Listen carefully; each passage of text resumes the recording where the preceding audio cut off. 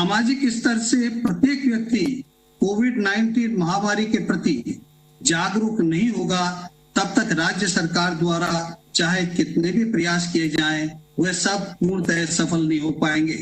तो इसके लिए जिम्मेदार कौन है? सही मायने में हम स्वयं इसके लिए जिम्मेदार हैं, क्योंकि ये कहा गया है, अंग्रेजी में ये कहा जाता है कि pandemic fought in the on grounds, in public, in community, not in the hospitals. जैसे कि लोग पूछते हैं कोविड कब खत्म होगा, कैसे खत्म होगा। मैं हमेशा सबसे कहता हूं और अभी भी हाथ जोड़ के सभी लोगों को जो सुन रहे हैं उनको निवेदन करता हूं, कोविड तभी खत्म होगा जब आप चाहेंगे। अगर आप चाहेंगे इसको फैलाना, इसको इधर एक दूसरे को फैलाना, ह्यूमन ट्रांसमिशन है जो कंटिन्यू रखेंगे, तब तक कोविड खत्म नहीं होगा। इसके लिए आपको पहल करनी पड़ेगी, सामाजिक स्तर पर आंदोलन करना पड़ेगा। हर व्यक्ति को यह समझना पड़ेगा कि मेरी जिम्मेदारी क्या है, मुझे अपनी रक्षा स्वयं करनी है और अपने परिवार की करनी है, साथ में जीवन और जीविका दोनों का संचालन बराबर करना है। देखिए, अगर अपन हिस्ट्री देखते हैं तो बड़ी बड़ी पेंडेमिक्स आई हैं और पेंडेमिक्स हमेशा सामाजिक स्तर पर ही लड़ी गई है। स्वाइन फ्लू को देखें, 3 पीक आई है उसमें, पहली पीक आई, दूसरी पीक आई, तीसरी पीक आई। लेकिन जैसे ही समाज के लोग रिलेक्टेंट हुए, मास्किंग नहीं की, डिस्टेंस नहीं मेंटेन करी, हाइजीन का प्रॉपर पालन नहीं किया, तो तीसरी पीक में करीबन करोड़ों लोगों की मृत्यु हुई। तो मैं यहाँ कहना चाहूंगा कि सरकार ने जो, अगर हम ये बीमारी 3 चरणों में फैली, जैसा कि मैंने आपको बताया, और तीसरे चरण में इसमें लाखों की डेथ हुई, करोड़ों की डेथ हुई। तो मेरा यही कहना है, हमें कोविड-19 के दौरान स्पेनिश फ्लू के काले इतिहास को नहीं दोहराना है, लापरवाही नहीं करनी है। आज भी कई लोग सही तरीके से मास्क का उपयोग नहीं करते हैं। जैसे कि डॉक्टर सरीन ने अभी बताया, कोई गले में लटका लेता है, कोई दाढ़ी पे लगा के रखता है, कोई नाक नहीं ढकता है, कोई मुंह नहीं ढकता है। डॉक्टर त्रेन साहब ने भी मेंशन किया कि ये it should start from above as well as below, it should be followed by all. जब तक social leaders, political leaders, public leaders, धर्म गुरु, ये लोग इसकी पालना नहीं करेंगे, जो कि रोल मॉडल हैं, तब तक इसका अनुसरण पूरी पब्लिक को पालना करना और अनुसरण करना मुश्किल रहेगा। अतः मेरा सबसे निवेदन है कि सब इन चीजों की पालना करें। अगर हम देखें कि दूसरे जो देश हैं, जैसे जापान है, ऑस्ट्रेलिया है, न्यूजीलैंड है, हांगकांग है, जर्मनी है, इन लोगों की बहुत हाई स्पाइक्स आए, ये प्लेट्यू करने में, उस स्पाइक को नीचे लाने में कामयाब हुए। कैसे कामयाब हुए? वो ही ये पालना करके, क्योंकि पब्लिक हेल्थ को इंट्रोड्यूस करना जरूरी है। जो क्यूरेटिव हेल्थ है, मेडिकल हेल्थ के पास में अभी इस वक्त एश्योरेंस है, कोई पुख्ता दवाई शायद डेक्सामेथासोन के अलावा कोई ऐसी दवा नहीं है जो कि डबल ब्लाइंड स्टडी से पूरे एविडेंस देती हो कि इससे ये कोरोना वायरस डिजीज ठीक हो जाती है। यहाँ पर मैं ये कहना चाहूंगा कि सार्वजनिक स्थानों, ऑफिस, बैंकों, पार्कों, सड़कों, दुकानों, शादी समारोह, सामाजिक गतिविधियां, अन्य स्थानों पर सामाजिक दूरी के नियम की कठोरता से पालना नहीं की जा रही है, जो एक गंभीर विषय है और सरकार के अथक प्रयासों पर पानी फैलाने का कार्य कर रहा है।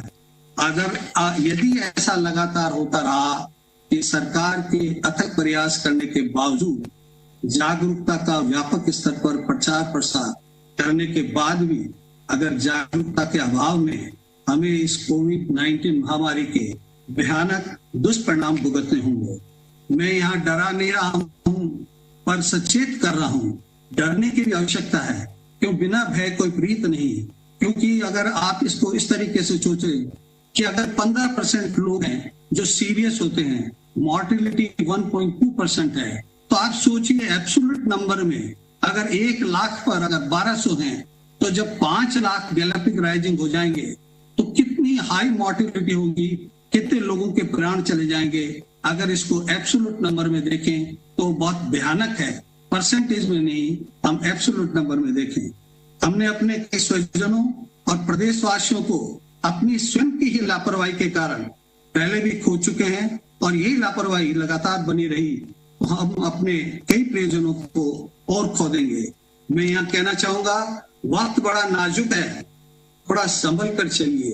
ये युद्ध थोड़ा अलग है, अलग अलग रहकर अपने स्तर पर लड़िए। आज की इस विकट परिस्थितियों में जहां सरकार अपनी ओर से सभी प्रयास कर रही है, फिर भी नतीजे अपेक्षा के अनुसार नहीं आ रहे हैं। इसका सबसे बड़ा कारण यही है कि आम आदमी अपनी आदतों में परिवर्तन नहीं ला पाया है। सही तरीके से मास्क नहीं लगाना, 2 गज की दूरी बना के नहीं रखना, बार बार हाथ नहीं धोना, मुंह और नाक को बार बार छूना, साफ सफाई नहीं रखना, सार्वजनिक स्थानों पर थूकना, इन सब छोटी छोटी बातों को लेकर हर एक प्रदेशवासी को अपनी आदतों में आज परिवर्तन लाने की बहुत आवश्यकता है। तभी हम मिलकर इस युद्ध में कामयाब होंगे। देखिए, किसी भी महामारी को समाप्त करने के 2 पहलू मुख्य रूप से काम करते हैं। एक मेडिकल साइंस है, दूसरा पब्लिक हेल्थ साइंस है। पब्लिक हेल्थ साइंस की ज्यादा जरूरत है अभी आज के समय पेंडेमिक के दौर पे। हमें जो पब्लिक हेल्थ के लोग हैं, जो एजुकेट कर सकते हैं, जो इंटरवेंशन कर सकते हैं, वो बहुत जरूरी है। इस कोविड-19 का कोई सटीक और पुख्ता इलाज दुनिया भर में कहीं भी सामने नहीं आया है। वैक्सीन आने का अभी सही समय नहीं बताया जा सकता है, लेकिन मैं ये बताना चाहूंगा, महामारी जैसे दौर में मेडिकल साइंस के साथ साथ पब्लिक हेल्थ साइंस, जिसको हिंदी में लोक विज्ञान कहते हैं, सामाजिक विज्ञान कहते हैं, की भूमिका अहम होती है। आज तक जितनी महामारी आई है उसमें समाज के लोगों ने ही सामाजिक स्तर पर आंदोलन करके, लोक विज्ञान को अप्लाई करके ही महामारी पर विजय प्राप्त की है। जनता को खुद को समझने की आवश्यकता है। इस प्रकार की ऐसी लड़ाई में आम आदमी की भूमिका बहुत अहम होती है। बिना आम आदमी की जागरूकता के कोविड-19 जैसी महामारी को समाप्त करना बहुत मुश्किल ही नहीं बल्कि नामुमकिन है। कोविड-19 महामारी के दौर में हमें जीवन और जीविका दोनों को साथ साथ चलाना है, जिसमें एक ओर हमें अपना जीवन बचाना है और दूसरी ओर जीवन यापन भी करना है।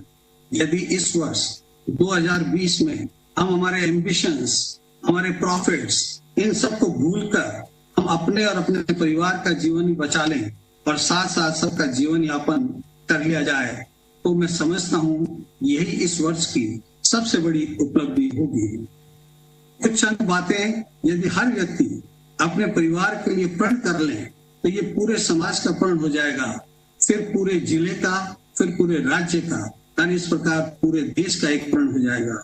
मैं समझता हूँ और ये सोचता हूँ कि इस प्रकार के एक सामाजिक आंदोलन के रूप में ही इस महामारी पर विजय प्राप्त कर सकते हैं, जिसका सैनिक समाज की प्रथम इकाई यानी आदमी स्वयं है। आने वाले समय में हमारी ही लापरवाही